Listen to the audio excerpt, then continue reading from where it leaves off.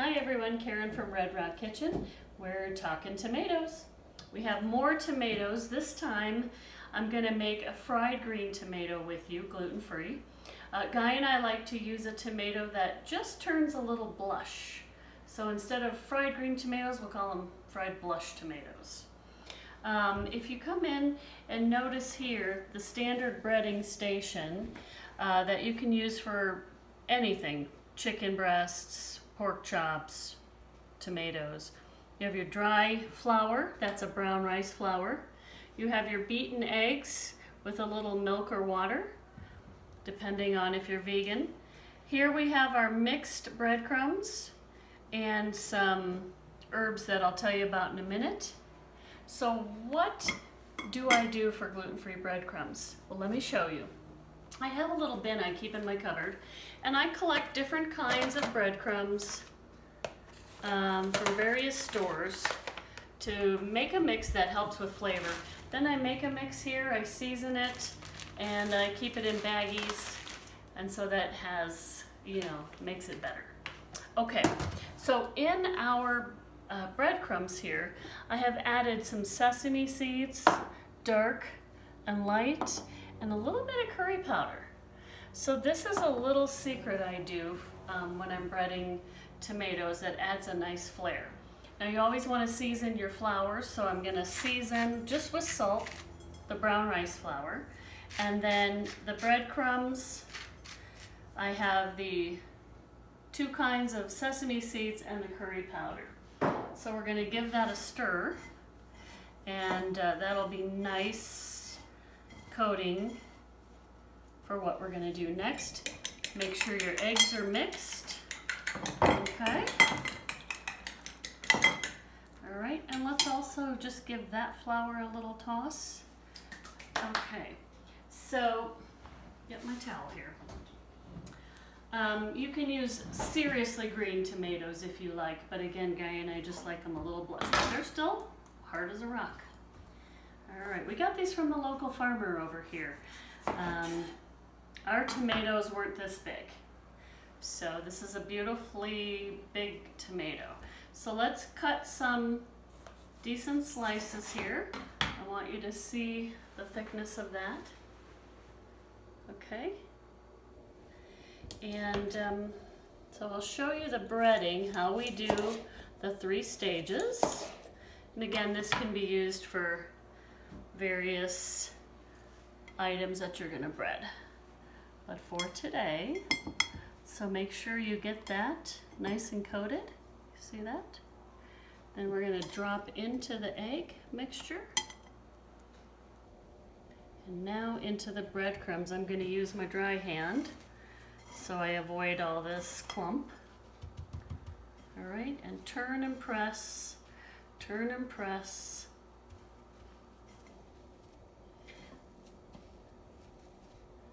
All right, so you can see here that we have a nice breaded tomato. Here we have a cookie sheet with a cooling rack in it, and that will help these to dry. So you can see how that's done.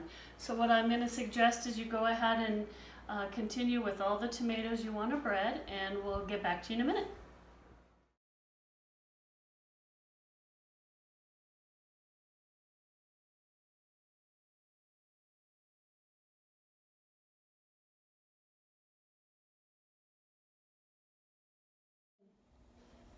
Hi, so we have a cast iron skillet here with oil in it. We chose peanut oil today, but you can use canola, safflower, avocado, whatever frying oil you like.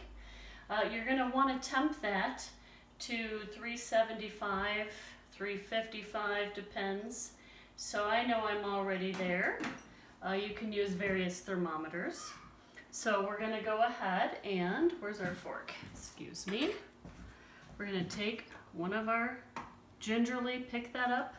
See, the breading is on there now much better. It's not slipping off, it's had time to adhere. Okay, so let's go ahead and carefully, see how I do that? Lower that in.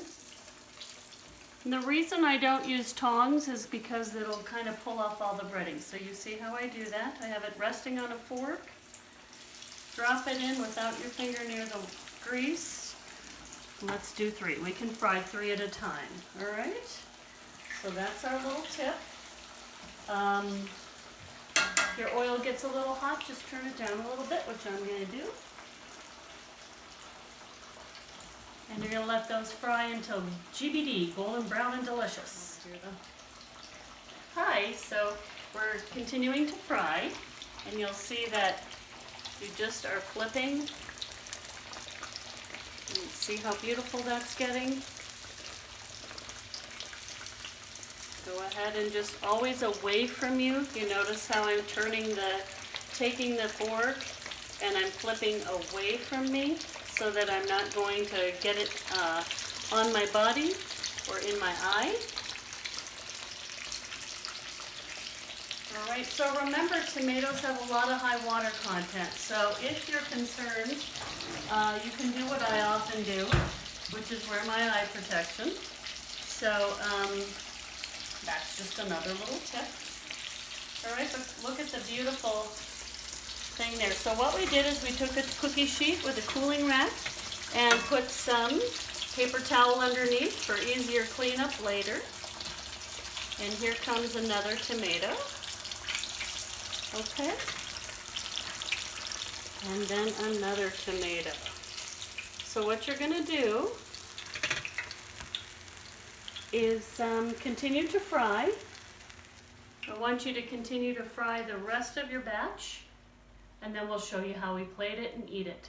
So we're finishing up, frying the last of the last. At this point, you can turn off your heat. Okay, so take that off the heat. One little more turn here, because we want that beautifully done. Little tip for you is if you're serving all of these to a group, you could put them in the oven on 200 and keep them warm until serving time. Okay, but for Guy and I today, we're just gonna eat them right hot, ready to go.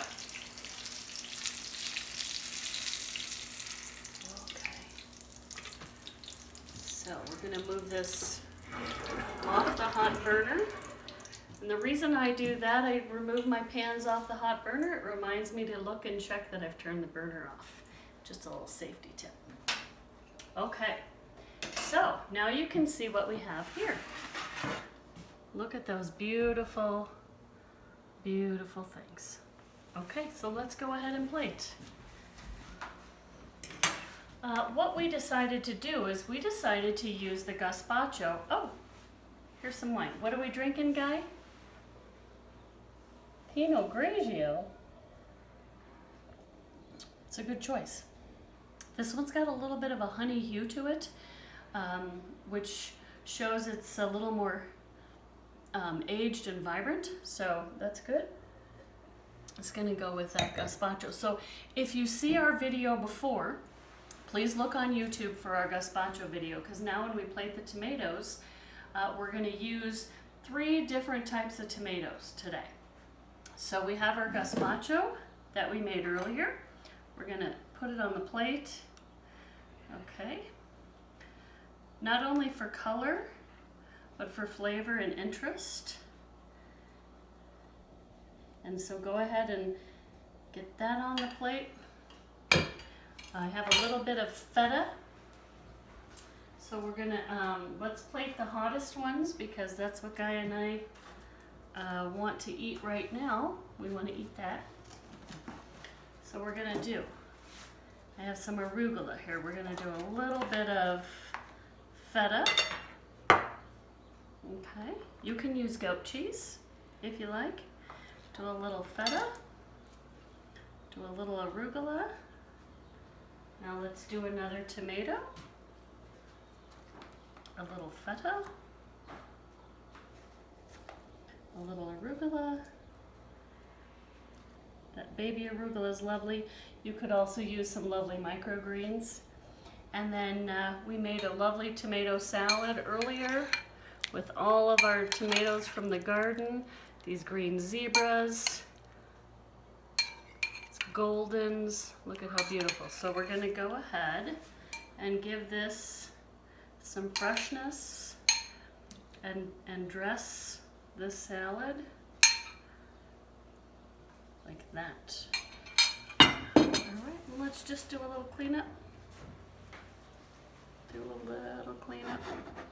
And there you are. I think to finish it,